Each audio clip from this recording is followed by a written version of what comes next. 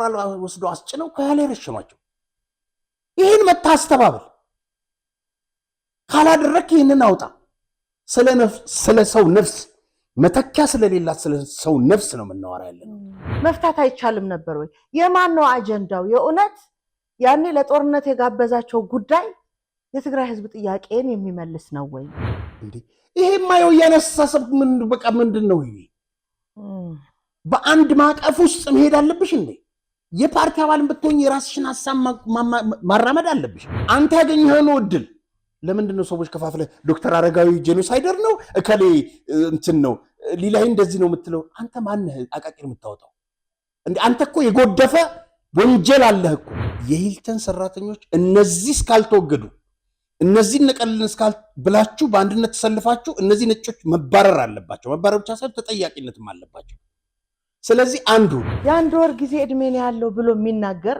አንድ ቡና ቤት ውስጥ የሚጠጣ ባለቤትም ግሩፕም የማንን መልእክት ይዞ ነው ይሄንን አጀንዳ እዚች አዲስ አበባ ላይ ጉያችን ውስጥ ሆኖ እያስፈጸመ ኤርትራውያን እቺን አገር አንፈልጋትም ስለዚህ ራሳችን አገር መስርታለን ብላችሁ ሄዳችኋል እዚህ ባር መስፈታችሁ ምናምን ተቃውሞ የለንም ግን ስነ ስርዓት አድርጉ የጸጥታ አካሎች ለምንድነው ስነ ስርዓት ማያስይዛችሁ ወድም በይተይ ወደሸብርን ምግበን ሌሎችንም ማሰማርተህ ደብረሲና ደረስን የኔን የጦር አዛዡ ብለህ ጻድቃን 1 ሚሊዮን ሰው ያስጨረስክበትን ውጣና ስተት ነበረ ተጸጽቻለሁ ብለህ ይሄንን የሌላይን ያወራውን ታሪክ ፕሮግራም ሰርተን ካልመታ ነው ህዝቡ እውነት ነው ብሎ ይቀበለዋል ስለዚህ ዶክመንተሪዎች ይዘጋጁ ታሪኮች ይፈጠሩ ድራማዎች ይሰሩ ስክሪፕቶች ይዘጋጁ ብሎ ፕሮግራም ለማሰራት እቅድ እንዳለው እዛው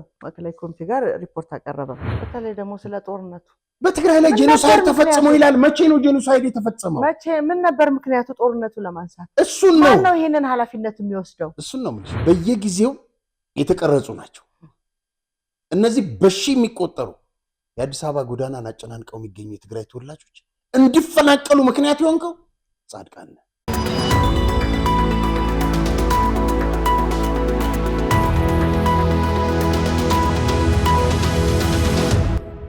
ሰላም ጤና ይስጥልኝ ክቡራን ተመልካቾቻችን የዛሬው ፕሮግራም ተጀመረ ጤና ይስጥልኝ እንዴት ናችሁ እንግዲህ እንደተለመደው ዛሬም የተለያዩ ሐሳቦችን ይዘን ቀርበናል እስከ ፕሮግራማችን ማብቂያ አብራችሁን ቆዩ መልካም እንግዲህ በቴሌግራም ቻናላችን ሐሳብ አስተያየት ጥቆማችሁን ላኩልን በኢትዮጵያ ንግድ ባንክ 1037536919 ድጋፍ አድርጉልን ከዛ በተረፈ እንግዲህ ዛሬ የተለያዩ መልእክቶችን ይዘናል የኛን ፕሮግራም አካውንትን የተናገርከው ኦኬ አግዙን የሚለው ሐሳብ በነገራችን ላይ ማለት አለብን እንደኛ ማለት ስቱዲዮ ሰዎች ነው መጠበቅ ያለብን እሱ ጥሩ ሐሳብ ነው ግን ካልተናገርሽ ደግሞ ማን ሊያግዝ ይችላል እኛ ስቱዲዮ ተከራይተን ነው የምንኖረው የራሳችን ካሜራ የራሳችን ስቱዲዮ የለንም ሰርተን ደግሞ አግዙን ማለት ምንም ማለት አይደለም እስቲ ለማንኛውም እንግዲህ ሌላው ዛሬ በርካታ ጉዳዮችን እንዳስሳለን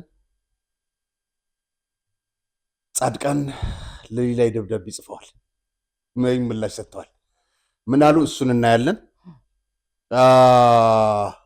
ለጠቅላይ ሚኒስትር ሐሳቡን ካነሳን በኋላ መልስ ሊሰጡን ይመጣሉ ብለን ተስፋ እናደርጋለን ጀነራል ጻድቃን እሱን እናነሳለን በስፋት አሁንም ያክብሮት ጥሪያችንን እናቀርባለን ከመጡ ለማስተናገድ ፈቃደኛ ነን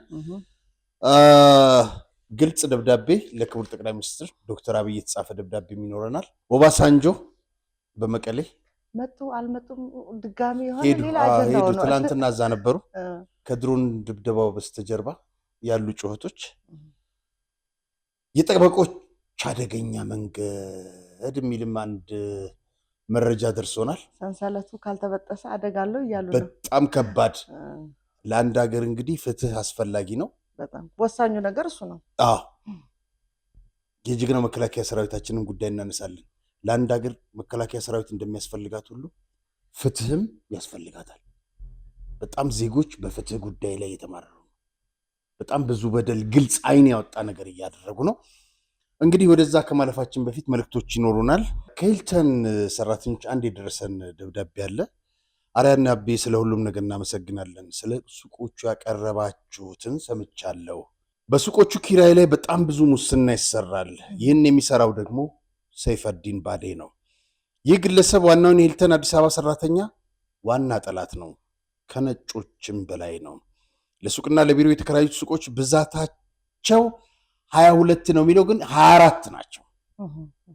የሚገርምህ የሆነ ባንክ ብድር ለመጠየቅ ሄደን ከየት እንደመጣና የምንሰራበትን ስንነግራቸው እንዴ ሰይፈድን የሚባለው እኛ በሂልተን ለመከራየት ያሸነፍነውን ለሌላ ባንክ አከራየብን አለን። ቃል በቃል ሌባ ነው ያለን። እኔ ግን አሪያ በጣም እያዘንኩኝ ነው። እንዴት ይህን ሁሉ ጥቆማ ተሰጥቶ መንግስት እነዚህ ሰዎች ላይ እርምጃና ተጠያቂነት ባለመውሰዱ በጣም እያዘንኩ ነው። እነዚህ ሰዎች እኮ ነፍስ አጥፊዎች ብቻ ሳይሆኑ ሀገርን ትውልድም የገደሉ ናቸው። ከሰሩት ዘግናኝ ተግባራቸው አንጻር የቀረበው በጣም ኢምንት ነው። ነገር ግን ማኔጅመንቱ ከከፍተኛ የመንግስት ኃላፊዎች ጋር ግንኙነት ስላላቸው ቦርዱ የዚሁ አካል ነው። ከሂልተን ሰራተኞች በነገራችን ላይ ስለምን ጣልቃ አልገባም ይቅርና ራሳቸው ስማቸው እየተነሳ ያሉ ሰዎችስ ይሄ ነገር እኛን አይገልጸንም ብለው መልስ ለመስጠት ለምን አልመጡም? ይታወቃል፣ ስራቸው ነው እየወጣ ያለው ኢምንትን የቀረበባቸው በነገራችን ላይ ነገር መገለጫቸው ነው ማለት ነው። በነገራችን ላይ ሁለት ነገሮችን ማንሳት ፈልጋለሁ። አንደኛ እነዚህ ሰዎች ላልሽው ጸረ ሙስና በቀደምነት ምንድነው ሲል የሰማሁት እንትን ከለላ እንሰጣለን። ከለላ ሳትሰጡ ይሄው እየቀረበ ያለውን መረጃ ሂዱና ፈትሹ፣ ለኛ ከለላ አትስጡ። እውነት ነው። ግለሰቦች እንኳን ስጋት ይኖርባቸዋል ተብሎ ነው አይደለ ከለላ የሚጠየቀው። ሂልተን ላይ 4 ሱቆች እየተከራዩ መዘርዘር ይቻላል፣ ግን አንዳንዶቹ ከእንትን አንጻር አንገልጻቸውም ስማቸውን እና ኖቪስ አለ፣ ኬንያ ኤርዌይስ አለ፣ ወርልድ ግላስ አለ። በጣም ብዙ ሾፖች ነው ያሉት። ከነዚህ 24 400-500 ሺህ ነው የሚከራዩት። ለስንት ዓመት ሙሉ የነዚህ ሂሳብ ገቢ ተደርጎ አይታወቅም። ጸረ ሙስና ጥርስ ካላችሁ ይሄው ሂዱና መርምሩ።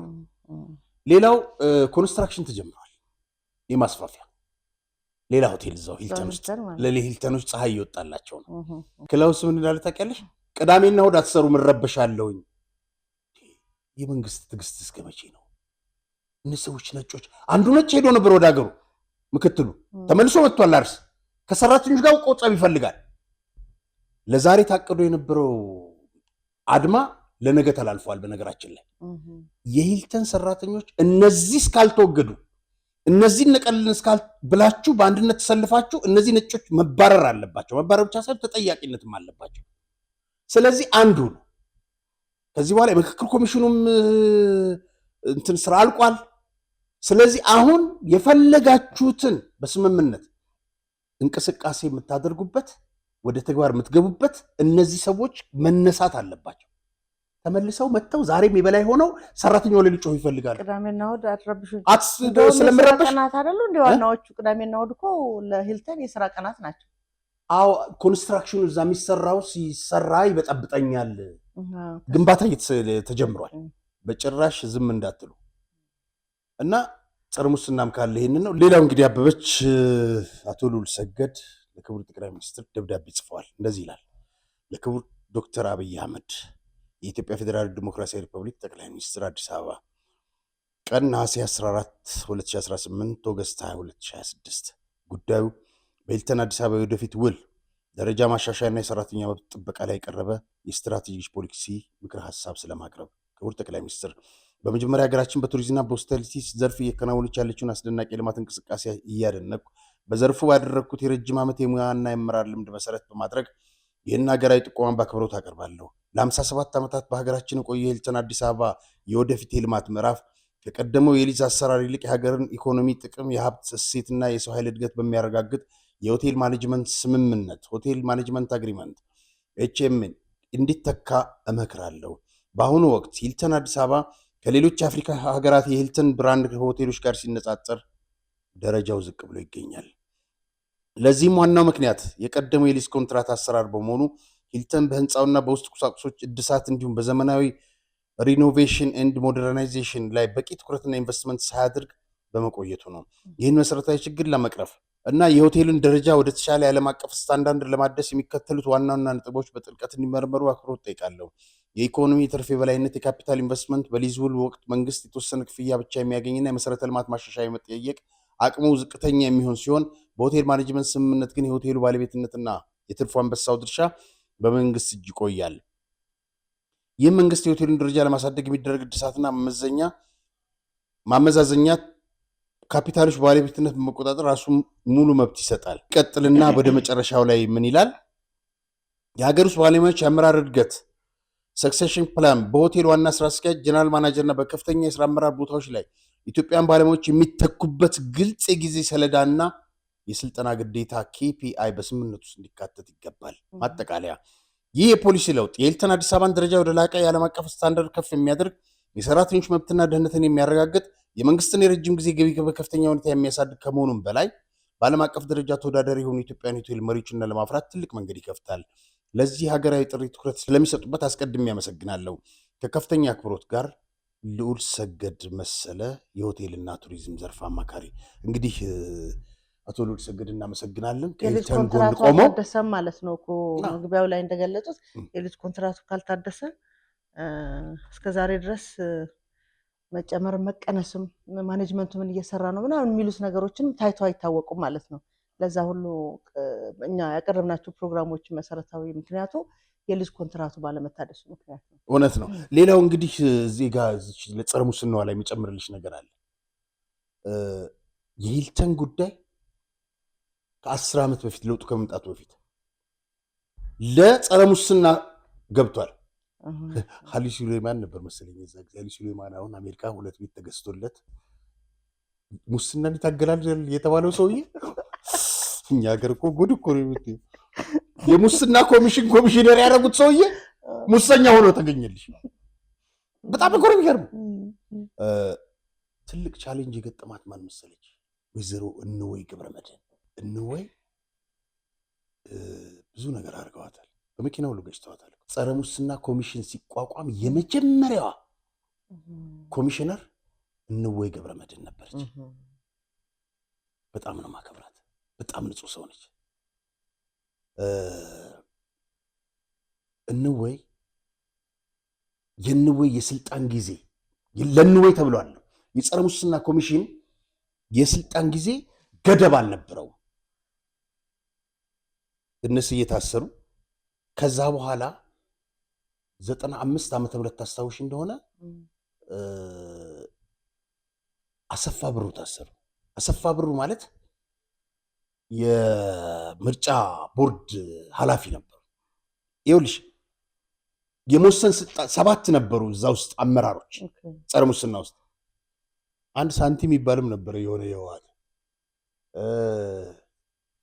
እንትን እነህቡር 93 ዓመተ ምህረት ማተም አንሰጥም ብለው ትክክል አይደለም እንደገና ጉባኤ ይጠራ ምናምን ብለው አልነበረ? ጠፍተዋል። አዎ ሲወጡ የዛን ጊዜ ምንድነው ያለው መለስ ስለሚያዝ ነው ታሪኩና እዛ ላይ እነ ሳንቲምን ምናምን ጠራቸውና መለስ ጥሩ ደሞዝ የሚከፈልበት ጥሩ ቦታ ሰጣቸዋለሁ አላቸው። እሺ አሉ። ጸረ ሙስና ተቀመጠው። አንደኛው አስቀመጠው 8,000 ብር ነው ምናምን ደሞዝ ብዙ ነበር ይመስለኛል 93 እና በአዲኖች በጣም ተለበሹ። ግን ዘውዲያ ጎት ናቸው እንትና አሰፋ ብሩ። ከዛ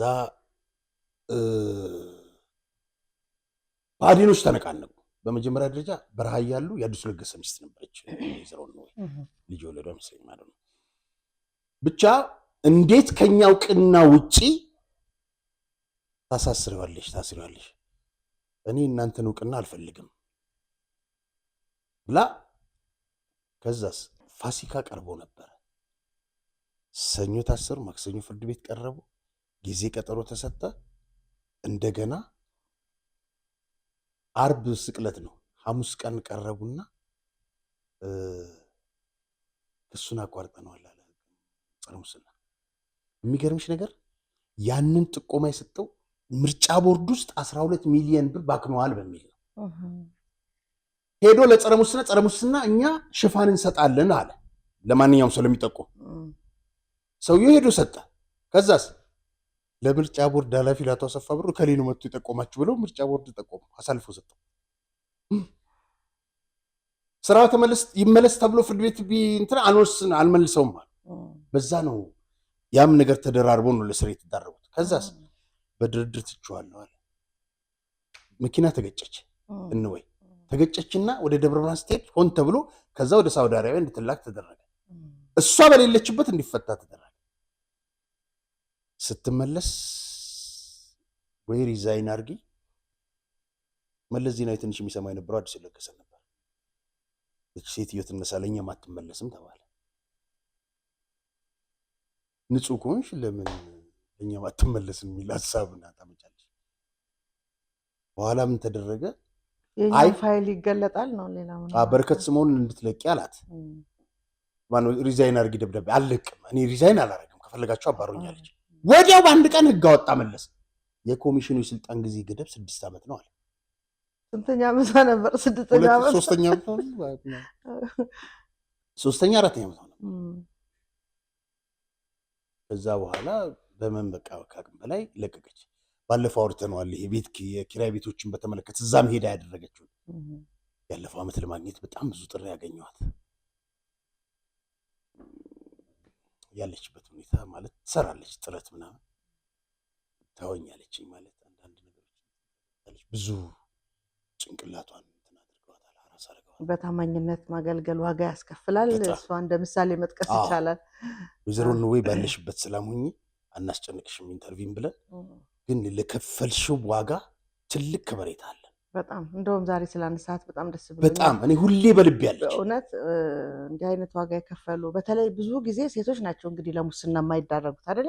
እንደዚህ ብዙ ምንድነው የሚባለው ነፍሰ በላ ባለበት እንደ እሳቸው አይነት ሴት በኃላፊነት ላይ ማስቀመጥ ሙስናን ለመቆጣጠር ትልቅ አስተዋጽኦ ይኖረዋል። ሴቶች በዚህ ስለማንታማ ማለት ነው። ደግሞ ላደረጉትም መስዋዕትነት ስማቸውን አንስተን አናደንቅም፣ አናከብራቸውም፣ አናመሰግናቸውም።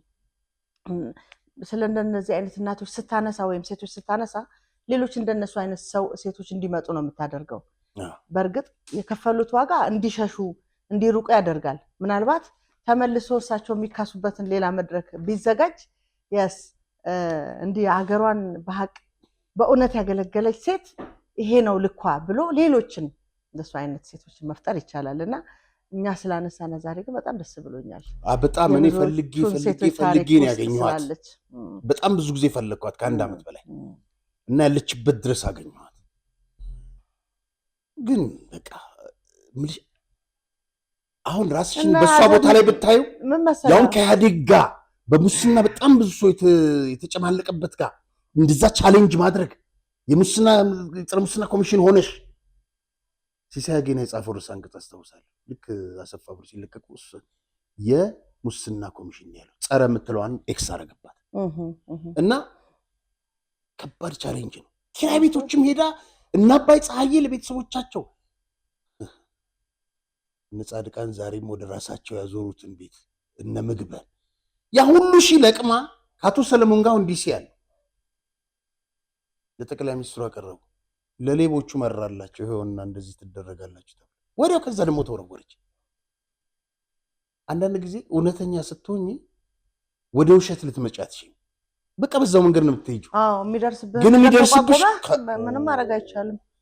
መቋቋም አስቢ። በመኪና አስገጭተውሽ ጭንቅላትሽ ተነክቶ እኔ ሳውዲ አረቢያ ሄዳ እኔ ሳላቃት በፊት ሊጠይቃት የሄደ ሰው ዛሬ ነው የምናገር። እኔ ኢትዮጵያ ጋዜጣ ላይ ጽፌዋለሁ። አንድ ባለሀብት ጋር አወሩ።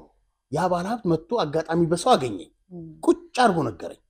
ከእነወይ ጋር እንትን ያደረገው ሊጠይቃት ሆስፒታል ሄዶ ሆነ ብለው እንደገጯት እንዴት እንዳደረጓት እሷ ወደዛ ሄዳ ሰውየውን እንደፈቱት እስረኛውን ክብር አለን። በድጋሚ እነወይ ባለሽበት ስለ ሙስና እንደዚህ ስለ ሆቴል ያነሳ ነው። ይህን ጉዳይ በሂልተን ጋር በተያያዘ ሰሞኑን እንግዲህ አንድ ወዳጃችን ላይ ምንድነው እያደረጉ ያሉት ኤርትራውያን እዚህ አዲስ አበባ ከተማ ውስጥ አበብች ከባድ ሀሳብ ነው ብናነሳው ደግሞ የሚገርም ነው። ምናልባት ባለፈው ሳምንት ስዩሜም አንስቶት ነበር።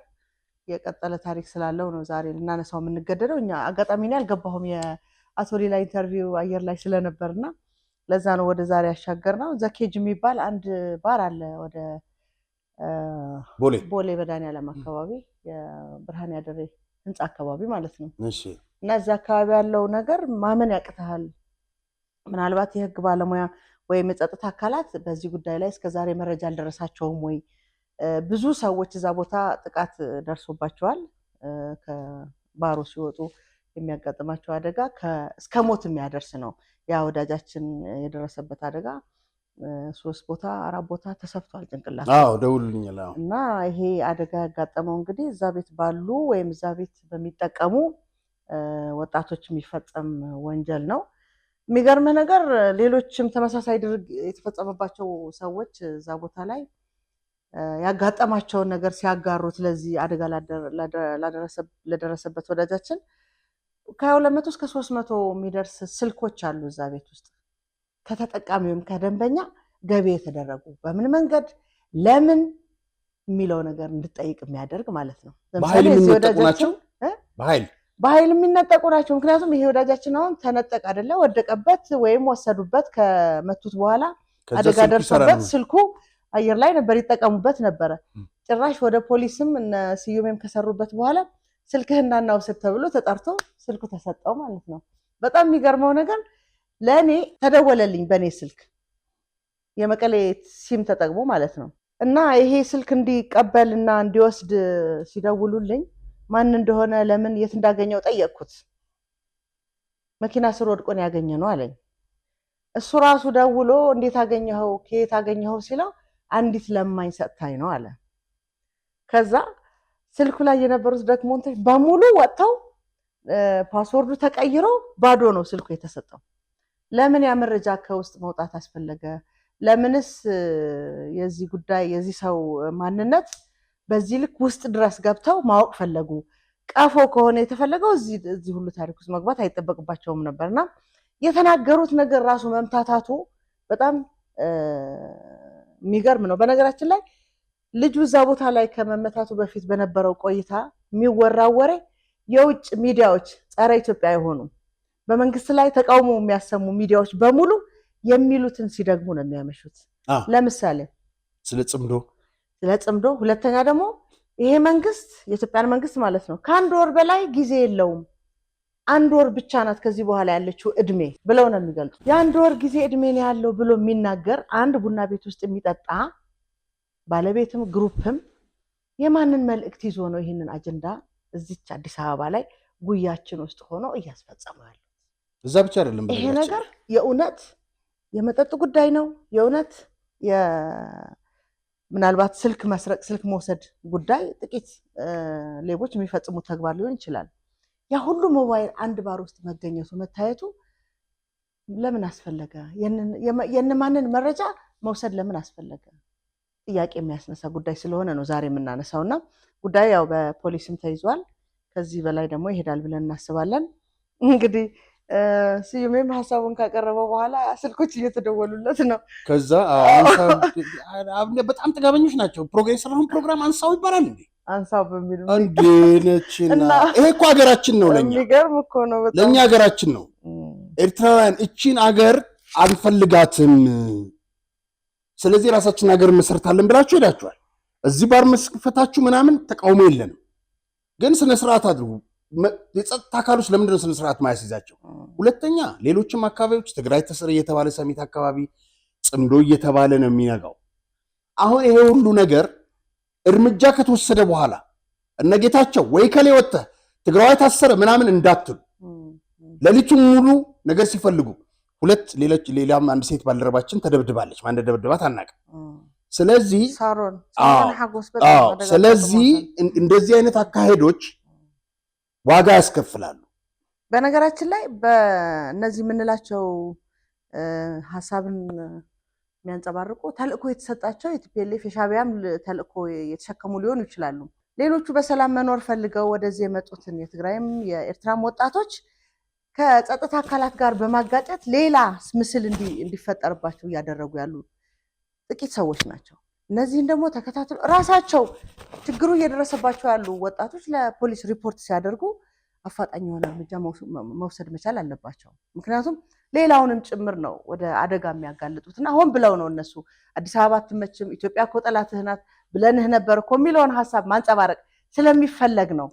እነዚህ የታጠቁ ዓላማና የተለያየ አጀንዳ ይዘው የመጡ ተልእኮ የተሰጣቸውን በቁጥጥር ስር በማዋል እውነተኛውን ማጣራት ማድረግ ያስፈልጋል። አዎ ለሚመለከታቸው አካላት የእንትናን ጉዳይ የሃይላይንም ሆነ የሳሩን ጉዳይ ለሚመለከታቸው አካላት እኔም አድርሻለሁ ለከፍተኛ አካላት የጸጥታ አካላት ማለት ነው። ግን ከቅርብ ጊዜ ወዲህ ማያቸው አንዳንድ አካባቢዎች አሉ ቀን እኔ እንኳን የምሽት ሰው አይደለሁም፣ ግን በስፖርት የዳበረ ሰውነታቸው በጣም ልዩ ስልጠና ወስደው እንደመጡ የሚያስታውቁ በጣም ብዙ አሉ። በአንድ ቤት 8 ሰው እንዴት ነው የሚያድረው? አንድ ቦታ ላይ 8 ሰው 10 ሰው እየተከራዩ ነው። ጥቆማ አይናቅም፣ መረጃም አይናቅም። ግን ጥቆማ ሲሰጥ አስቀድሞ መከላከል ይሻላል ወይስ ነገሮች ከተበላሹ በኋላ? በነገራችን ላይ ዘ ኬጅ የሚለውን ባር ኤርትራዊ ከሆነ የተከራየው በምን የህግ ማዕቀፍ ነው የተከራየው? ሲያከራዩቸው ማንነታቸውን በህግ ተጠያቂ የሚያደርጋቸውን ማንነት ወንጀል ሲሰሩ በትክክል የት እንደሚገኙ ወይ ማን እንደ ጉዳዩን እንደፈጸመው ሪፖርት እንደሚያደርግ አከራዩ ራሱ ያውቃል ወይ? እሱም ብቻ አይደለም፣ የንግድ ፍቃዱ በማን ነው? የንግድ ፍቃዱ ራሱ በማን ነው? ሁለተኛ በዶላር ነው መክፈል ያለበት፣ በውጭ ምንዛሬ ነው መክፈል ያለበት፣ ዜጋ ስላልሆነ ማለት ነው። ይሄ ሁሉ መጣራት አለበት። ጥሩ ጥቆማ ነው። ሌላው አበበች እዚህ እንግዲህ ስክሪኑ ላይ እንደምታዩ አሸብር ወልደጊዮርጊስ የሚባል ግለሰብ አለ። የኢትዮጵያን ስፖርት እያመሰ ነው። ኢትዮጵያን ከዚህ በፊት አስቀጥቷታል። አሁንም ለማስቀጣት እየተፍጨረጨረ ነው። እና አቶ ኢያሱ ወሰን ግን ጎበዞች ናቸው። በጣም ከባድ ወንጀል ነው ዛሬ የምናጋልጠው። ይሄንን የማይጠይቅ አካል ካለ እኔ አላቅም። በቃ ከዚህ በላይ ስለ ሽብሩ ምንም ማውራት አንችልም። በማስረጃ ነው የምናቀርበው። ይሄ በቀን 6/12/18 የተጻፈ ደብዳቤ ነው። መቼ? እነዚህ አቶ ኢያሱ ወሰን ምርጫ መልከት ለትግራይ ብሔራዊ ክልላዊ መንግስትና ወጣቶች ትግራይ ወጣቶችና ስፖርት ቢሮ አላት እንዴ? ወታደራዊ ቢሮ ቢለው ጥሩ ነበረ። ምክንያቱም የለም ስፖርት እና ጉዳዩ ቦክስ ፌዴሬሽን ይመለከታል ብሎ ከዛ ደብዳቤውን ተመልከች። እሺ ይሄ ሁሉ ተጻፈና እቺ በቀይ ያከበብኩባት ዳዊት አስፋው ይላል። ዳዊት አስፋው በተጠቀሰው ቀን ኢትዮጵያ ውስጥ አልነበረም፣ አሜሪካ ነው የነበረው። ፓስፖርቱን ሁሉ ማየት ይቻላል። በጣም እርግጠኛ ሆኜ ነው የምናገረው። ሌላው ማረጋገጫ ልንገር፣ ግን ተፈርሞበታል። ፊርማውን ተመልከች። ፊርማም አለው። ስለ ብለ እንኳን አልተፈረመም። ዳዊት አስፋው ተብሎ ነው የተፈረመው። የዳዊት አስፋው እዛ ጋር ፊርማ ይሸዋል። አይተናል። ይሄኛው ፊርማ ዲ+ ምናምን ብሎ ነው አስፋው። እንዴ ይሄ ይኸውልሽ በ15 የተጻፈ ደብዳቤ ነው። የምስጋናውና ይውቃ ዋናው እኛ ለማሳየት የፈለግነው ፊርማውን፣ ያንን የውሸት ፊርማ፣ የማጭበርበር ፊርማ አሸብር ፈርሞ በዳዊት አስፋው ስም ለማላከ በነገራችን ላይ በ15 ነው። እኛ ያኛው 18 ነው። አሁን ነው የበቀደም ነው። በዚህ ሰኔ ወር ነው። ይሄንን ማሳየት የፈለግነው አበበች ፊርማውን ነው። ዳዊት አስፋው ምን አይነት ፊርማ አለው? ትክክለኛው ፊርማ ይሄ ነው። ዳዊት አስፋው ይኸውልሽ 2 ደብዳቤ ያቀረብኩልሽ። ትክክለኛው ፊርማ ይሄ ነው። ዳዊት አስፋው ማለት ይሄ ነው። የኦሎምፒክ ጸሐፊ ይሄ ነው። ግን እውነተኛ ለህዝብን የሚያስቀድሙ ቢሆን ኖሮ ሆድን የማያስቀድሙ ቢሆን ኖሮ አሸብር ወንጀል ፈጽመሃል፣ በኔ ስም ፊርማ፣ በሱ ስም ሌሎችም ወንጀሎች ተፈጽመዋል ማለት ነው። በዳዊት አስፋው ሲተሩ እሱ ነው። አዎ ይሄን ለማንጻፈው መሰለሽ ለፌዴራል ፖሊስ፣ ለጠቅላይ ሚኒስትር ቢሮ ላልጻፈው የለም። ይኸውልሽ ለቤኒሻንጉል፣ ለምናምን፣ ለክልሎች ይሄ ከዚህ በላይ ወንጀል ምንም ነገር የለም። አንደኛ ለድሬዳዋ ጎርፍ ብሎ ወደ ራሱ አካውንት የገባን $1 ከዓለም አቀፉ አስገብቶ ወደ ራሱ አካውንት ነው የከተተው፣ ወደ ዳሽን ባንክ ወደ ራሱ አካውንት አሸብር በጣም ብዙ ወንጀሎችን ሰርቷል። እነዚህን ወንጀሎች በማስረጃ ፍርድ ቤት ቀረቡ። ከዛ በላይ የፊርማ ማጭበርበር ወንጀል ከባድ ወንጀል። እነሆ ማስረጃ፣ እነሆ መረጃ። ከዚህ በኋላ ስለዚህ ሰውዬ ለማውራት አልፈልግም። ምክንያቱም በቂ ማስረጃና መረጃ ሰጥተናል። እርምጃ መውሰድ የመንግስት ኃላፊነት ነው። በነገራችን ላይ ዳዊት ራሱ መክሰስ አለበት እኮ በዚህ ጉዳይ ላይ።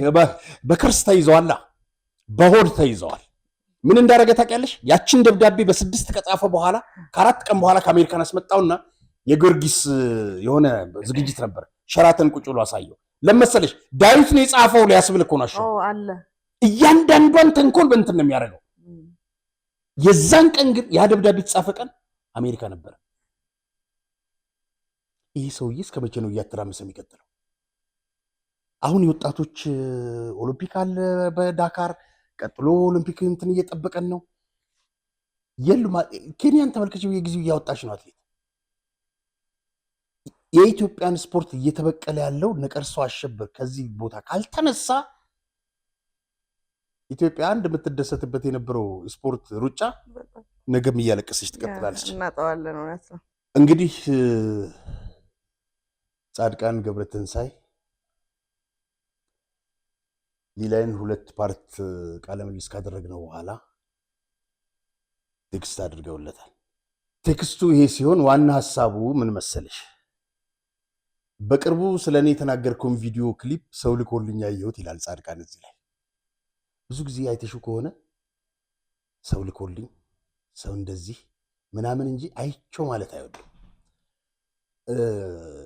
ነርቡን ነክቶታል ይመስለኛልና እንደዚህ አይነት ውሸቶች ፈጥረህ ትናገራለህ ብዬ አስቤ አላቅም ነበረ። ለአንተ ያለኝ አመለካከት የነበረው ግን ግምት ተሳስቼ ነበር ማለት ነው ብሎ እኔ የወርቅ ማሽን እንትን ካለኝ የልጅ ሳፋሪኮም እንትን ካለ ለመንግስት ቅርብ ስለሆንክ ወስደህ ጠቁመህ አንተም ውሰደው ወይ መንግስት የሚወሰደው አይነት ነገር ነው የሚናገረውና ይህን የምታደርገው ለምን እንደሆነ አልገባኝም፣ ለምን ፐርፐዝ እንደሆነ አልገባኝም ነው የሚለው መጨረሻ ላይ። እንግዲህ አቶ ጻድቃን በመጀመሪያ ደረጃ ትኩረት የሰጠው የሳበው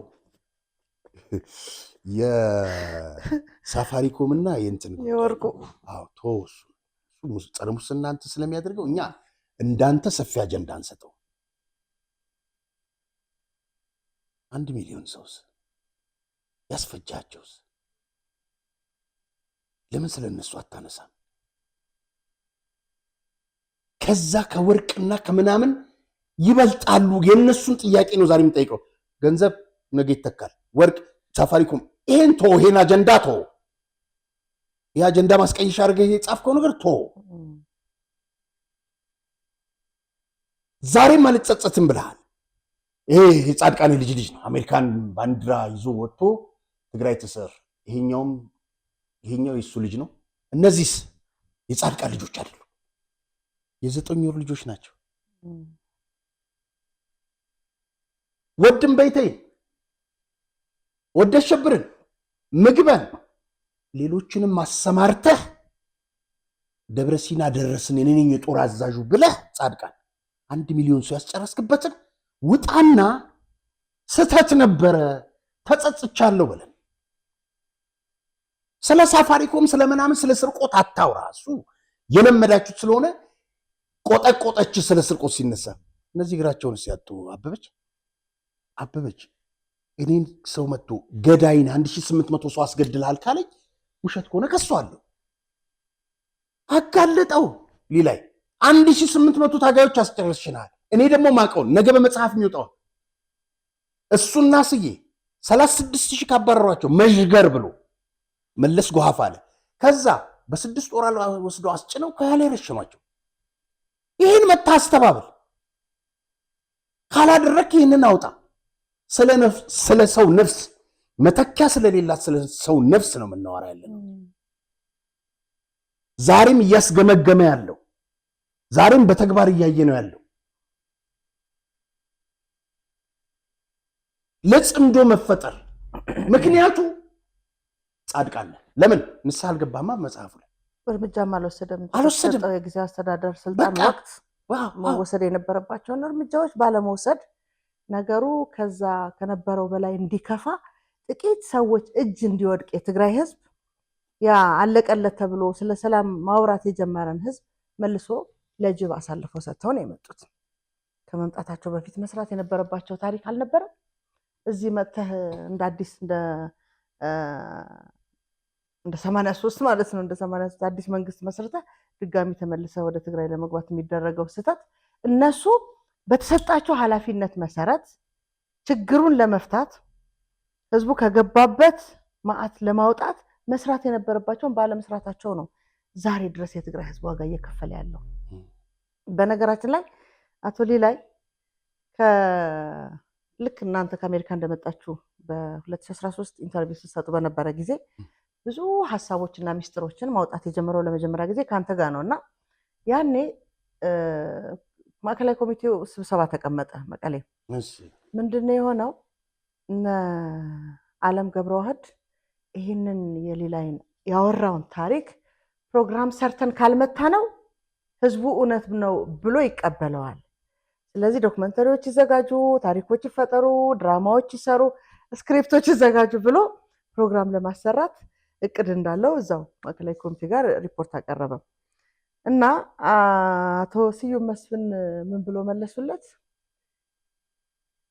ታውን የተናገረው ነገር ውሸት አለበት ወይ ነው ወይስ ሌላ ነገሩን ነካክተህ የቀረውን እንዲናገር ነው የምታደርገው ማድረግ የፈለከው? ይህንን እስከዛሬ ድረስ የተናገረው እውነት ነው ውሸት ነው ብለህ በሰራው ፕሮግራም መልሶ ሌሎቹን እስከዛሬ ያልተናገራቸውን እዚህ ፕሮግራም ላይ ያላካተታቸውን ሐሳቦች እንዲናገር ነው የምታደርገው ብለው እንዳይሰራ ከለከሉት ማለት ነው። ምን ልፈልጌ ነው? አሁን እየተናገራቸው ያሉት ሐሳቦች በግል እንደዚህ አይነት መረጃዎችን ከመላክ ይልቅ ከተቻለ ሁለቱም አብረው ተቀምጠው እንዲህ ያልከው ውሸት ነው ማስረጃ ካለ ይባባሉ፣ ይምጡ፣ ሐሳባቸውን ይግለጹ። ካልሆነ እንዲህ አይነት ነገር ብለህ ማለት ሌላው ነገር እንዲወጣ መጋበዝ አይደለም ወይ? እሱ ጥሩ ሐሳብ ነው። ክፍለ ህዝብ የምትባል ነገር ደግሞ መታለች። እስቲ በሚቀጥለው አቶ ሊላይን ስጋብዘው የሚናገረው ነገር ይሆናል። በነገራችን ላይ ነገር ልንገርሽ፣ እዚህ ስክሪኑ ላይ እንደምታዩ በየጊዜው የተቀረጹ ናቸው። እነዚህ በሺ የሚቆጠሩ የአዲስ አበባ ጎዳናን አጨናንቀው የሚገኙ የትግራይ ተወላጆች እንዲፈናቀሉ ምክንያት የሆንከው ጻድቃን። ሌላ እኛ አንድ ነገር ልንገራችሁ ክቡራን ተመልካቾቻችን፣ ከጻድቃን ጋር ምንም አይነት እንትን የለንም። ነገር ግን ዛሬም የማያምነው ነገር አለ። ዛሬም ለትውልዱ መናገር ያለበት ነገር አለ። በሱዳን እየሄዱ እየሞቱ ነው። ወደ ኤርትራ እየሄዱ እየሞቱ ነው። ዛሬም ለጦርነት ተሰልፈዋል ወጣቶች። ትላንትና ያስፈጀው እኔ ነኝ በተሳሳተ መንገድ ሰሜን ዕዝን መትቼ፣ ዛሬም እዚህ ውስጥ አትግባ፣ ጥፋተኞች ነን እኛ ይበል ጻድቃን። ሌላ ምንም ኢንተረስት የለንም። ሌላው ጻድቃን ከሊላዊን ጋር ይሁን ብቻህንም ይሁን መድረካችን ክፍት ነው። መተቀርበህ ስለ ሳፋሪኮም ብትፈልግ ነገር ሁሉንም ነገር በግልጽ መነጋገር እንፈልጋለን። ከበረሃ ጀምሮ እስካሁን ስላለው ሁኔታ አይ አሁን ባለው ሁኔታ ነው የምትለው አጀንዳ ልትመርጥልን አትችልም። ነገር ግን ስለ ጦርነቱ እንጠይቃለን። ይሄን የምትፈልግ ከሆነ ናና እንነጋገር። በተለይ ደግሞ ስለ ጦርነቱ በትግራይ ላይ ጄኖሳይድ ተፈጽሞ ይላል። መቼ ነው ጄኖሳይድ የተፈጸመው? መቼ ምን ነበር ምክንያቱ ጦርነቱ ለማንሳት? እሱን ነው ማን ነው ይሄንን ኃላፊነት የሚወስደው? እሱን ነው የምልሽ። እስከዛሬ ድረስ እናቶች እያለቀሱ ላሉበት ጉዳይ ኃላፊነቱን ማን ነው የሚወስደው? ለምን ጦርነቱ መነሳት አስፈለገ? ችግሩ ዛሬ ላይ እንደሚፈታው ይፈታል እንደሚሉት በድርድርም በፖለቲካ በጠረጴዛ ዙሪያም ይፈታል እንደሚሉት መፍታት አይቻልም ነበር ወይ? የማን ነው አጀንዳው? የእውነት ያኔ ለጦርነት የጋበዛቸው ጉዳይ የትግራይ ህዝብ ጥያቄን የሚመልስ ነው ወይ? ማቁትም ከሆነ እኛ እኮ አናቅም ነበር በረሃ ከሄድን በኋላ ነው የሰማነው የሚሉንም ከሆነ ሌላ የጉዳዩ ባለቤት እንድናውቅ ሌላ ጥናት ልናጠና እድል ስለሚሰጠን የጉዳዩ ባለቤት ማን ነው? ለምንድነው ጦርነቱ ያስፈለገው? ለምንድነው የትግራይ ወጣቶችን ማስጨረስ ያስፈለገው? ነግሬህ አውቃለሁ። ምናልባት ሌላ ጊዜ ፕሮግራም ሰርተንበት እንደሆነ አላውቅም። የእንደርታና የአጋም የወልዋሎ የእግር ኳስ ጨዋታ መቀለ ስቴዲየም ውስጥ የነበረው የስፖርት መንፈስ ቀይረው ወደ ፖለቲካ አረጉትና ያ አመለጣቸው። ወጣቱ ወደ አደባባይ እየወጣ ፖለቲከኞችን መዝለፍ ጀመርና ተክሎይኒ ሌባ እየተባለ በመኪና በባጃጅ እየተሳፈሩ ማለት ነው። ምን አለ አባይ ፀሐይ፣ ይህንን ወጣት አንድ ነገር ካላረግ ነው አያኖረንም። ይሄ ነው ለጦርነቱ መነሳት ምክንያት። እንደማያኖራችሁ አዲስ አበባ የኢትዮጵያ ህዝብ እንዳላኖራቸው አትኖሩም ብሎ አገር ጥለው እንዲሄዱ እንዳደረጋቸው በአመፅ ከስልጣን ወረዱ እንጂ እንደውም ተጠያቂ ሆኑ እኮ አላለም። በድንጋይ በእግሮ እኮ አልገደላቸው። በተመሳሳይ ትግራይም እንደ ስራቸው እንደ ሌብነታቸው መኖሪያ እንደሌላቸው መጠጊያ እንደሌላቸው የህዝቡ ጥያቄ 30 ዓመት ሙሉ ዞር ብላችሁ አይታችሁን የማታውቁ ዛሬ ሸሽታችሁ መሸሸጊያ አደረጋችሁን ለሚለው ጥያቄ መልስ መስጠት ስለማይችሉ ይሄ ወጣት አኖረን ማለት ጀመሩ። አሁን በተመሳሳይ ባለፈው አቅርበነው ነበረ ለምን ማፈስ እንዳስፈለገ አንድ ጀነራል ህንጻ የሚባል ሲናገር ሰምተናል። አንድ እዛ ቤት ወጣት ተሰውቶ እዚህ ቤት ሳይሰዋ መቅረት የለበትም። መስዋዕትነት ሁሉም ቤት ማንኳኳት አለበት ነው ካልኩሌሽኑ። ስለዚህ ትላንት ለሰሩ ስህተት ለማረም ሳይሆን ሌላውን ስህተት በሌላ ስህተቱን በሌላ ስህተቱን በሌላ ስህተት ለማረም ነው እነዚህ ሰዎች የሚሄዱት። ስህተት ደግሞ በስህተት አይታረምም። 50 ዓመት አሳዩን እኮ ስህተትን በስህተት ሲያርሙ መጨረሻው ለልቂት ዳረጉት። ጭራሽ ከኢትዮጵያዊነት ማዕቀፍ ሊያወጡት እንቅልፍ አጡ። አሁን እኛ የምንፈልገው ለምንድን ነው ጦርነቱ ያስፈለገው? እሱ ነው። መጥተዋል አይደለ? ተመልሰው መጥተዋል። ኃላፊነትም ተሰጥቷቸው እየሰሩ ነው።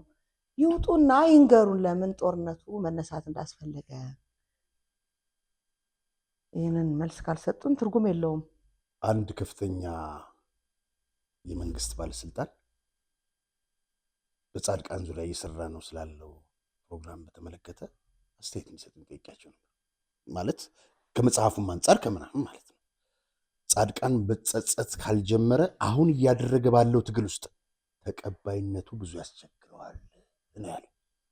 በነገራችን ላይ ጀነራል ወዳን ጥሩ የሚባለው ሌላው የሐራ መሬቱን የሚመራ ሰው ያው የራሱ የሆነ ሌላ ባክግራውንድ የወንጀልም የስህተትም እንዳለበት ቢታመንም ሁሉም በዛ ስለሚገለጹ አንድም ሰው ደህና ነው ብለህ የምትመዘብ ሰው ስለሌለ ሁሉም እንደውም ሊያፍሩበት የሚገባ ማዕረግ እንደተሸከሙ እንዲያውቁ በዚህ አጋጣሚ እንነግራቸዋለን። ምንድን ያለው ሰሞኑን ይቅርታ ካልጠየቅን ይቅርታ ካልተባባልን ምንፈታው ችግር የለም የሚል አስተሳሰብ አምጥተዋልና ይህ የኛ ደጋግሞ የይቅርታንና የጸጸትን ስሜት መናገርም ማንጸባረቅም ካልጀመራችሁ የምትፈቱት የትግራይ ችግር የለም የሚለውን ተጽዕኖ ውጤት ነው ብዬ ነው የማምነው። ምክንያቱም እነሱ በተፈጥሯቸው አይችሉትም ይሄንን ማለት አነሳው አሉ ጻድቃን እሱን ከዛ ከሐራ መሬት ማን ነው ጉሽን መድበው ነው ምናምን ትንሽ እሱ አይነት ቅሬታ እየተፈጠረ ምናልባት ቺኛን ሐሳብ ስላንጸባረቀ ይሆናል። ሐሳብ አይፈልግም ነውር ነው ሐሳብ አይፈልግም። አይሽን ጻድቃን ከኛ ምን ነው እንጂ በባህል እኛ ይሄንን ነው ምን ያለ ነው። ግን በፊት እኔ ጻድቃን ትክክል ነው ብዬ ስከተለው ገና ከለውጡ በፊት ማለት ነው ሐሳቦች መቅረብ አለባቸው መናገር የጀመረው መለስ ከሞተ በኋላ ነው። ግን እዚህ መጽሐፉ ላይ መለስን ምናምን ይላል። ብዙዎች አይቀበሉትም። ወደን ጥሩም ጥሪያችን ይድረስ። ለምን እኔ በማስረጃ የ73 ዓመት እድሜ ያላቸው አዛውንቶች ጭምር የብልጽግናን እርዳታ ተቀብላችኋል። ታዲያስ አሁንስ የማንን ነው የምትበሉት? የመንግስትን የፌዴራል መንግስትን አይደል ብለህ በአደባባይ 73 ዓመት ሰዎች ሽማግሌዎችን በዱላ ቀጥቅጠሃል። ከነስማቸው ከነቦታው ከነማንነታቸው እኔ መረጃው አለኝ። ብትቀርብና ብንነጋገር ጥሩ ነው። እድል እንሰጣለን። አበበች ወደ ሌላ ጉዳይ ከማለፋችን በፊት ሙጬ ዘሪ ጋር እስኪ እንስማት።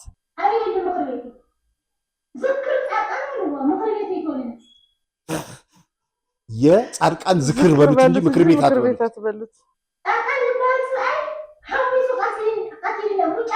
ጻድቃን የሚባል ሰው አምሶ ገደለን።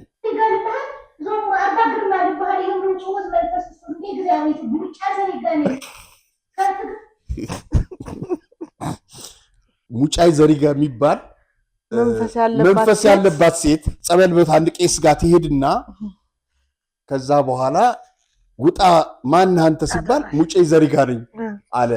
ስለዚህ እኔም ሰውየውን ባላምናቸውም ማለች ይችላል። እሺ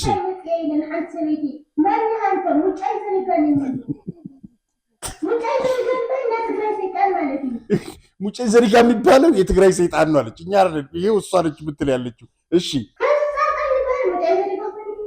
እርፍ ሙጬ ዘሪጋ ማለት ጻድቃን ነው ሆነብን። ምክር ቤት ነው ዝክር ቤት ነው አለችው። እኛች ልጅ አዳቃትም እንግዲህ ጓዳያ ትባላለች ነው እኔ አላቃትም ቲክቶክ ምናምን ስለማላት አላቃትም። እና ጻድቃን ጥሩ ስም ወጥቶልሃል ሙጫይ ዘሪ ጋር ተቀበለው እንግዲህ አሁንም መድረኩ ክፍት ነው ልናስተናግድ ዝግጆች ነን። አሁን እኔ በቀደም ዕለት ደግሞ አበበች በእውነት ያሳፍራልና መግለጫ አንድ ቦታ ላይ ኢንተርቪው ሲያደርጉ የተወሰነች ሰማሁኝና እዛ ውስጥ ያሉ ይሄ ምክር ቤት ውስጥ አፈርኩኝ። አንዱን ሚዲያ ስላለው ነው ምናምን እያሉ የስምረት አባል ነው ለምን ምክር ቤቱን አልተቀበልክም ብለው እንደዛ ይቀጠቅጡታል እንዴ? ይሄ ማየው ያነሳሰብ ምን በቃ ምንድነው ይሄ? በአንድ ማቀፍ ውስጥ መሄድ አለብሽ እንዴ? የፓርቲ አባልን ብትሆኝ የራስሽን ሐሳብ ማራመድ አለብሽ። የሐሳብ ፍጭቶች ናቸው ፓርቲው የሚያጠናክሩት በጌታቸው መንገድ በጻድቃን መንገድ በምናምን መንገድ። ታዲያ ይሄማ ከሆነ ምን አብዮታዊ ዲሞክራሲ በምን ተለየ? ለምን እንደውም ሌላ ስህተት ሌላ ዋጋ የሚያስከፍል አካሄድ እኮ ይሄኛው ነው። እንግዲህ በቀደም ዕለት ቅዳሜ ዕለት የ45ኛው የልዩ ኮማንዶዝ ምርቃት ነበር። ትክክል ተገኝተሽ ነበር። ምን ይመስል ነበር ድባቡ? ሁለተኛ እዚህ ጋር የሀገር መከላከያ ሰራዊት የኢትዮጵያ መከታ ነው። ማርሻልም ከፊት አሉ። በጣም ደስ ይል ነበር።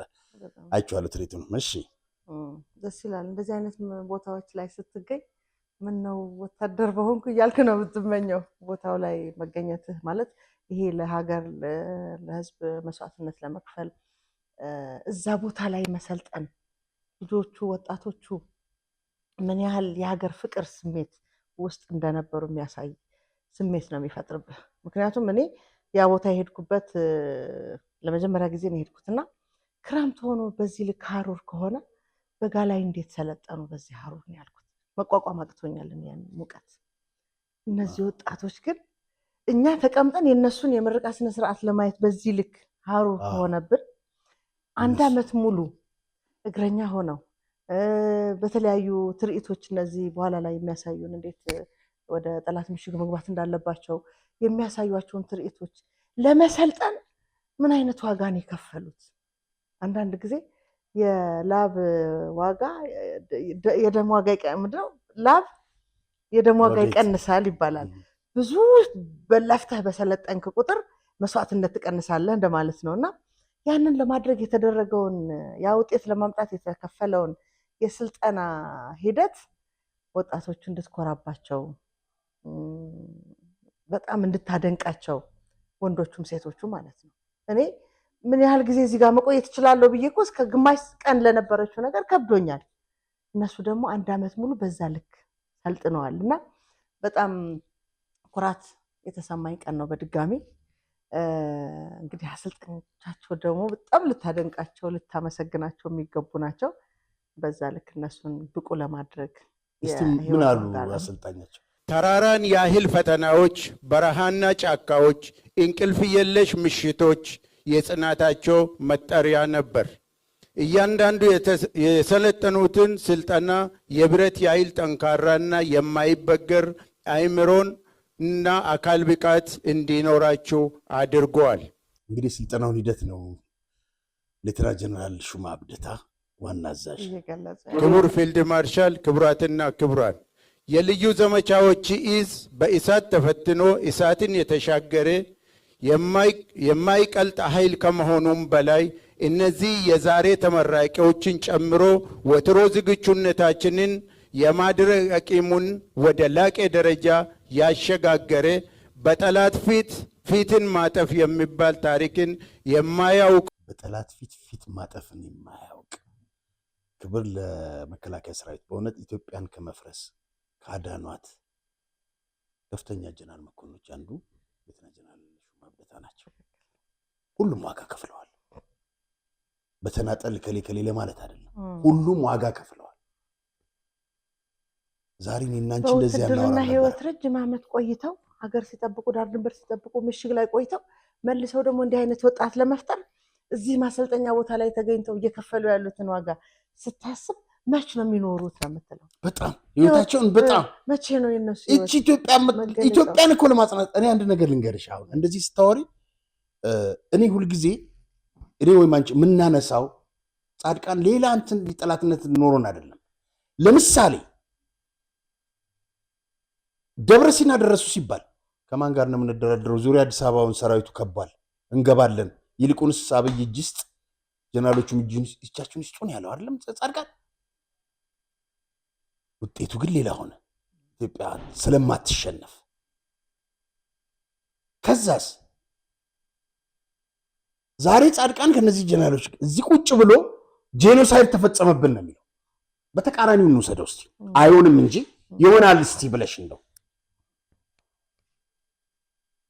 በእነዚህ ቦታ ጻድቃን ቦታ ስልጣኑን ይዞ ቦታ ቢሆን ኖሮ እነ ጀነራል ሹማ እነ ማርሻል የት ነበሩ? ደብዛቸው አይገኝም ነበር። እንደነ ስብሃት እንኳን የመታሰር ዕድል አያገኙም ነበር። ለምን? የበረሃ ታሪካቸው ይነግረናል። ለስልጣን የበቋቸውን 1800 ታጋዮች የረሸኑ ጀነራል ሹማ ሊተኙ ነው። ይሄ ነው እውነቱ። ይሄን መቀበል አለብን። ይሄን የምንለው ደግሞ አይ ለምን ሰላም ተፈጠረ ለምን መጋጨት አለባቸው አይደለም። ጻድቃን አንተ ያገኘኸው ዕድል ለምንድን ነው ሰዎች ከፋፍለ ዶክተር አረጋዊ ጄኖሳይደር ነው እከሌ እንትን ነው ሊላይ እንደዚህ ነው የምትለው? አንተ ማነህ አቃቂር የምታወጣው? እንዴ አንተ እኮ የጎደፈ ወንጀል አለህ እኮ። ከባድ ወንጀል ነው ጭንቅላት ላይ ተሸክመህ የምትዞረው። ከባድ ወንጀል ነው ተሸክመህ የምትዞረው። ይሄን ልንነግርህ ይገባል። ማርሻልስ ምን አሉ? ውድ ተመራቂዎች፣ ከዛሬ ጀምሮ የባዕዳን ተልእኮ ተሸካሚ ባንዳዎች ሴራ ለመቀልበስ ግዳይ ተሰጥቷቸዋል። አቅጣጫ አስቀመጡ። እንግዲህ የባንዳዎችን ሴራ ለማክሸፍ የተሸከሙ ባንዳዎች። ስለሆነም የተሰማራችሁበትን የኮማንዶ ችሎታና አቅም ጠላትን ለመሰባበር እንድትጠቀሙ ይጠበቃል። አበበች በጣም ብዙ የመከላከያ ኢታማጆር ሹሞች የመከላከያ ሚኒስትሮች እየተፈራረቁ አልፈዋል አይደል?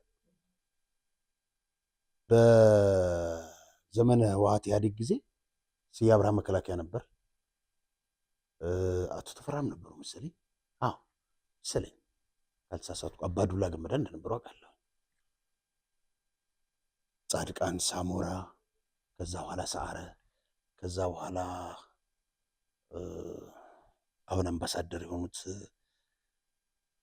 ጄኔራል አደም፣ ቀጥሎ ማርሻል፣ ቀጥሎ ደግሞ ሌላ እያለ ይቀጥላል። ይህን እያጸና የሚሄደውን የኢትዮጵያ ወታደር ክብር ልንሰጠው ይገባል። ግብጾች ለወታደሮቻቸው ክብር አላቸው። የትኛውም ግብፃዊ እርስ በርሱ የፖለቲካ ልዩነት ሊኖሩ ይችላል። በሀገሩ ጉዳይ፣ በአባይ ጉዳይ፣ በወታደሩ ጉዳይ አንድ ነው። ኢትዮጵያ እኮ ዛሬ ፈርሳ ነበር።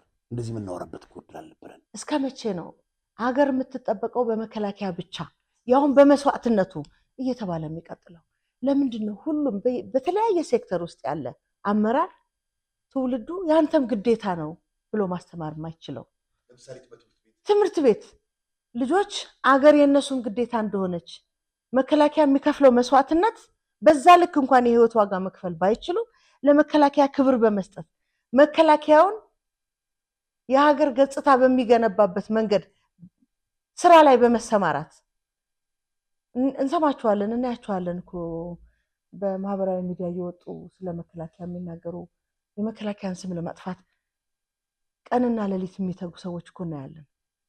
ይሄ መከላከያ አገር እንዴት እንደሚጠበቅ ተቋሙ ትውልዱን ሰራዊቱን እየገነባበት ባለ የስነ ምግባር መርህ ለምንድን ነው ሌሎቹ ተቋማት በዛ ልክ ትውልዱን፣ ህዝቡን፣ ሰራተኛውን ማስተማር ግዴታው እንደሆነ መንገር ለምን አቃተ? ያኮ ከመከላከያ ውጭ ባለው የህብረተሰብ ክፍል በሚነሳ ግጭት እኮ ነው ባለዋለበት መከላከያ እየሄደ ዋጋ እየከፈለ የህይወት መስዋዕትነት እየተከፈለለት ያለ። ይሄንን ነገር ነው መናገር ያለብን። ይሄንን እውነታ ነው እኛ ማስረጽ ያለብን። እያንዳንዱ ኃላፊነት የሚወስድ አካል ዜጋ ልክ መከላከያ በመስዋዕትነት አገር እያጸና እንደሆነ እውነታውን መመስከር ደግሞ የሌላው ግዴታ መሆን አለበት። እውነት ነው። በጣም የሚገርመው አበበች ትግራይ ውስጥ ህወሓት ስልጣን ይዞ 27 ዓመት በፊት የኢትዮጵያ ህዝብ መዝሙር ነው የሚዘመረው በየትምህርት ቤቱ። ትግራይ ግን 27 ዓመት የግል ትምህርት ቤቶችን አላውቅም። የግል ትምህርት ቤቶች ጭምር መስመር ያይልና መስመር ነው ያላችን። ጥርሳችን ይነከስ፣ ደማችን ይፍሰስ፣ አጥንታችን ይከስከስ ነበር። በጣም እኮ ነው የሚያሳዝነው። ግን በስልጣን ላይ ይዘሽ 54 ጄኔራሎች የህወሓት ጄኔራሎች ናቸው የተቆጣጠሩት ተብሎ ብዙ ነገር እየተባለ ኢታማጆር ሹሙም ይሄ ሁሉ ሆኖ ይሄን ሁሉ ስልጣን ይዘው የጎጥ የመንደር ትውልዱን የሚገድል የሚያደነዝዝ መዝሙር ነበር የሚዘምር። መዝሙሩ ራሱ እኮ እንዴት ያማል እንደሆነ ያማል። ያንን ህፃን እንደዚህ ብለህ ዘምር ብለህ ማለት እኮ ያ የህፃን ልጅ አንደበት ጣፋጭ የምንለው ነገር አለ አይደለ? ከእድሜው በላይ የሚናገራቸው ቃላት ልጁ ሌላ ምስል እንድትስልበት ነው የሚያደርገው። ለምንድን ነው እንደዚህ አይነት መዝሙሮች በህግ ማቀፍ የማይከለከሉ እንዴ? ያንን ለመከልከል ቀርቶ በህግ ህገወጥ ስልጣን ያዙ አይደለም እንዴ?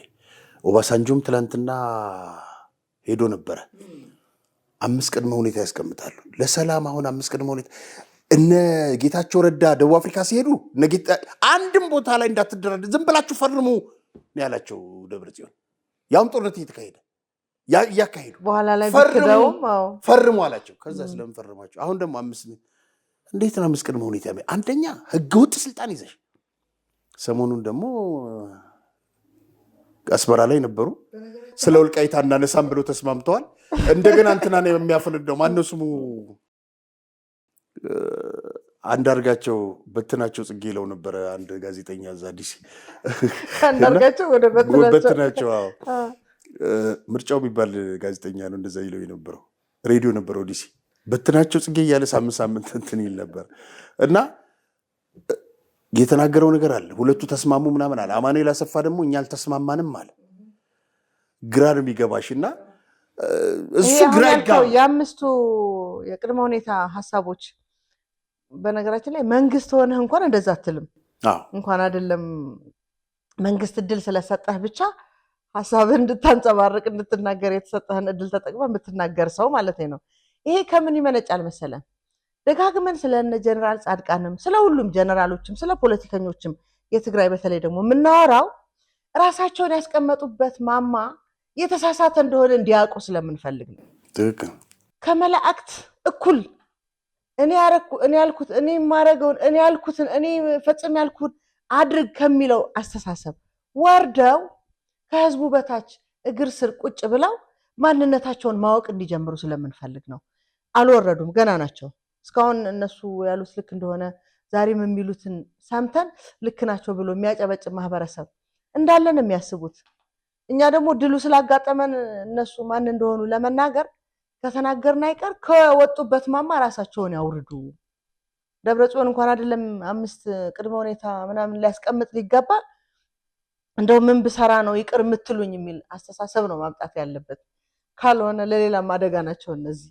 ኢትዮጵያውያን ወጣቶች ለሀገራቸው ሉዓላዊነት በጽናት በመታገል የበቁበት ሀገራቸውን በአርበኝነት ለማገልገል ቃል ኪዳን የገቡበትና ወደ ሰራዊታችን ተቀላቅለው ኃይላችንን የሚያባዙበት የኢትዮጵያ ተጨማሪ አቅም አርበኞች ናችሁ።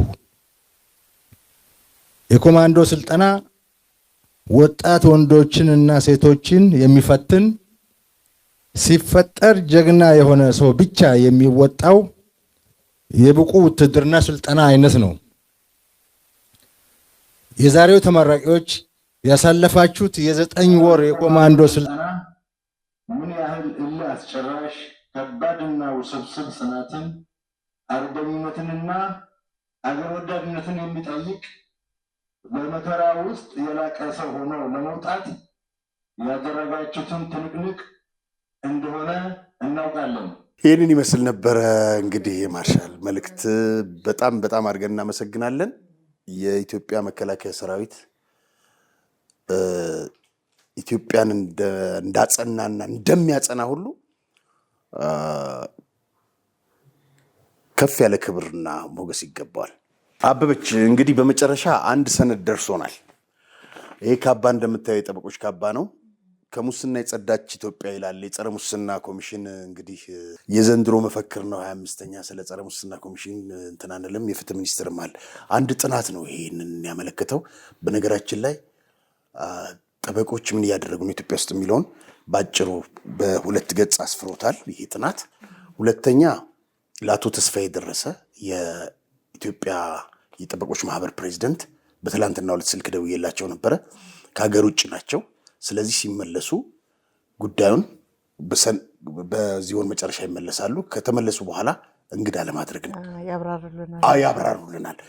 ጠበቆች ምን እያደረጉ ነው? ኢትዮጵያ ውስጥ ባለሀብት የራሳቸው የሆነ ዋና ዋና ጉዳይ አስፈጻሚና አስተባባሪ ሰዎችን የሚያደራጁበት ሰንሰለት በግለሰቦች ብቻ ሳይሆን አገርም ላይ አስጊ ነው።